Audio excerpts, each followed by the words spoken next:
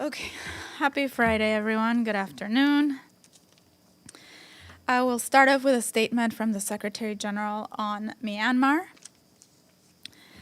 Today marks 6 years since the forced mass displacement of Rohingya people and other communities from Myanmar's Rakhine state. Rohingya people remain displaced domestically and abroad, including around 1 million Rohingya in Bangladesh. The vulnerabilities faced by people of Myanmar, including the Rohingya, have been compounded by the ongoing conflict and by the devastation caused by Cyclone Mocha. The United Nations will continue to support efforts to create conditions that would be conducive to the voluntary, safe, dignified, and sustainable return of Rohingya refugees to their places of origin in Myanmar. The Secretary General calls on all stakeholders to redouble efforts to find comprehensive, inclusive, and durable solutions that can adequately address the root causes of systemic discrimination and violence in Myanmar, and to respond to the growing protection crisis and humanitarian needs, while strengthening refugee protection efforts in the region for those fleeing persecution and violence. Bangladesh has demonstrated humanitarian commitments and generosity, which must be acknowledged through shared responsibility. More must be done to support the joint response plan and prevent a broader humanitarian crisis. We are committed to working with all stakeholders, including regional actors, to help resolve the crisis and seek accountability and justice for victims towards a sustainable peace in Rakhine State and all of Myanmar. And the High Commissioner for Human Rights also issued a statement. You can find that online. Turning to the Council, this morning, the Undersecretary General of the UN Counter-terrorism Office, Vladimir Voronkov, briefed Security Council members, and he said that Daesh and its affiliates continue to constitute a serious threat in conflict zones and neighboring countries. He added that while there has been progress in targeting Daesh finances and leadership cadres, including the death of the Daesh leader earlier this year, these measures had a notable effect on the group's operations in Iraq and the Syrian Arab Republic, as well as elsewhere. For her part, the executive director at the Counter-terrorism Office, Natalia German, said that the Secretary General's report on the threat posed by Daesh to international peace and security welcomes the continued efforts of member states to repatriate its citizens from the northeast of the Syrian Arab Republic. She emphasized that it is critical that our counterterrorism measures are part of a comprehensive approach to address the threat of terrorism.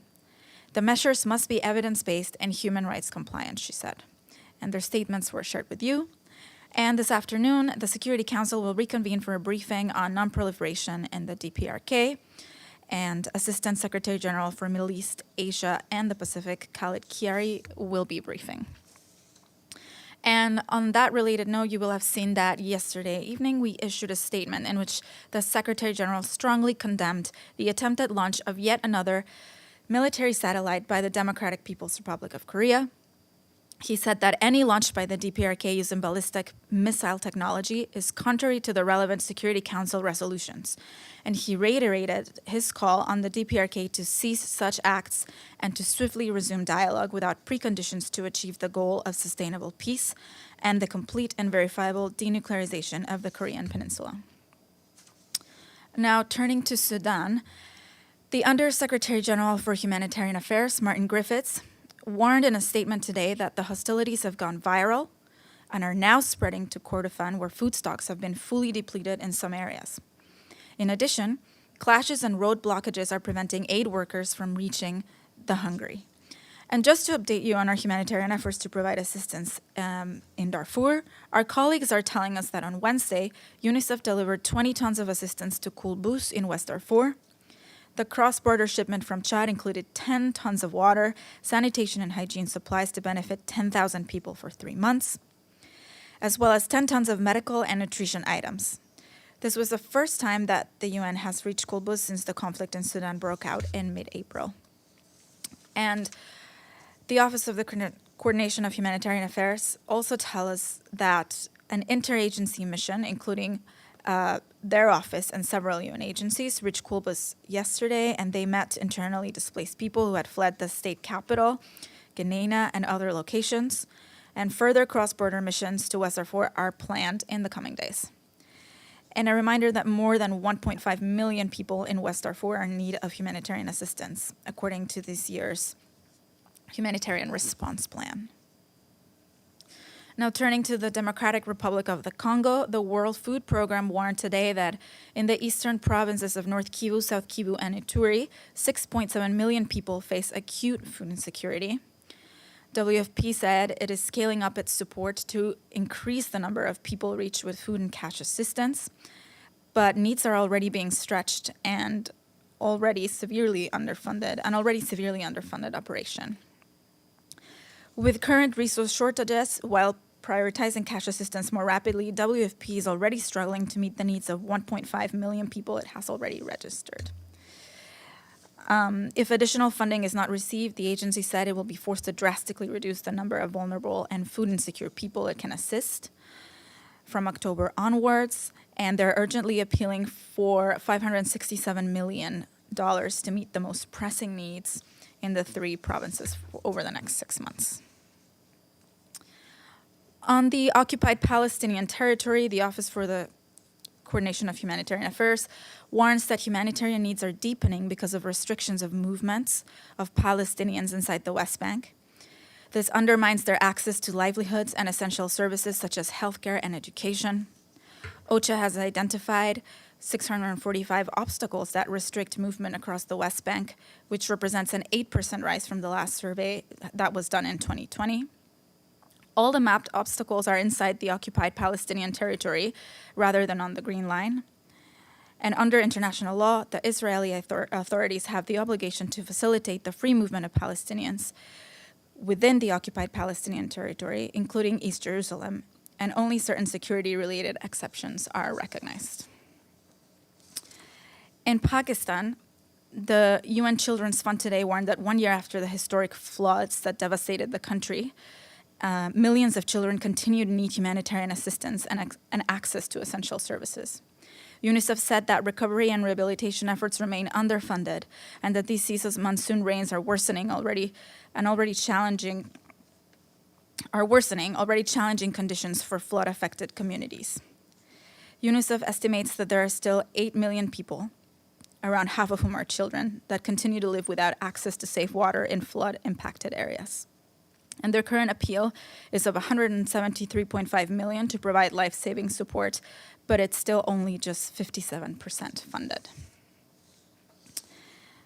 And I have one note on the Assistant Secretary General for Europe, Central Asia, and Americas, Miroslav Jenča. He will be in Cyprus from the 27th to the 29th of August for separate meetings with the Greek Cypriot leader, Nikos Christodoulides, and the Turkish Cypriot leader, Ersin Tatar, and their representatives. The discussions are expected to focus on the way forward on the Cyprus issue and recent developments on the ground. And I've been asked about the latest developments in Guatemala. And I can tell you that the Secretary General notes that the second round of elections in the country took place in an orderly fashion, as underscored by the OAS and EU observers.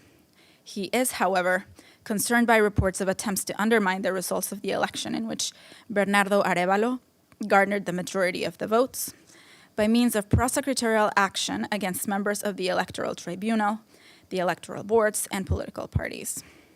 He recalls that electoral institutions should undertake their work in an independent manner, respecting the free expression of the will of the electors. And finally, I have a note from our colleagues from the Global Communications Department. I'm delighted to announce that the UN News app is going live now. The UN News multimedia app across 9 languages is bringing you breaking news, insightful interviews, in-depth features, photo stories, and live streaming of major meetings. It has been launched, live for about 5 years, but today they're launching a new iteration of it, and the enhanced app includes new features. If you haven't downloaded it, you should. I encourage you to. And if you already have it, you should have received the update. But just check just in case. And I think that is it from me. We'll start today with Deji. Hi, Francia. Yesterday, you mentioned in South Africa, the Secretary General had multiple bilaterals with different countries, world leaders. I noticed that he actually met with the Foreign Minister of Russia, Mr. Lavrov. Can you give us more information on their meetings? Right. What I can tell you is, yes, he met with Russian Foreign Minister Lavrov. They discussed issues related to the Black Sea Initiative and the MOU on Russian food and fertilizers. But that's really it. Those were the topics that they discussed. And the other bilateral that I'm aware of is that he met with the president of Burundi, and they discussed issues on the Great Lakes and Niger. Yes, Kirsten. Happy Friday. Hi, thank you. Florencia, we have sources in Africa who are telling us that the MINUSMA base in Bear, which I believe UN forces left on the 13th ahead of schedule because of security concerns, is now taken over by Wagner Group. Do you have any confirmation of that or any comment on that? All we can say is that each time the mission closes a camp as part of its withdrawal process, it will conduct procedures with the Malian Civilian Authority to formally return the site to the transition government of Mali. This is according to our policy. But once that happens, I have no way of verifying what happens after that, right? Especially since we've physically left the location. So the government could have turned that base over to Wagner Group. That is not for me to comment, but for you to speculate. The video of Prigozhin that was put out in the last week, the last time he was seen internationally before he died, reportedly was in Mali. Do you know if that's where he was, or is that something that the Secretary General has been watching or was aware of? I can't confirm where this happened. Daji again, yes. A follow-up. Since the UN has no information about the whereabouts, the video showed about Prigozhin as well as the death or others. I just want to know what is the basic general position from the UN on mercenary groups in operations in multiple countries. Does UN think that should be something to concern, or it's up to the sovereign countries to decide whether to hire those groups? I mean, thanks, Dashi. No, that's all right. No need to apologize. Listen, while we don't comment, we're not making any comments directly on any of those developments. I think we have seen the sort of the negative effects that these groups can have. There have been reports by human rights organizations about the potential negative effects that they can have on the ground, and it's different than when when it happens when it's the country's own military. There's the accountability is not there, right? So that is all I would say at this point, that it comes with a lot of risks. And right now, we will see what will happen in the region, as we know that mercenary groups are operating in many parts of the world. Quite frankly, we've seen a proliferation of them more and more. Any other questions today? You're going to make it a little easier for me on Friday. Okay, if that's the case, have a good weekend, and Stefan will be back with you on Monday.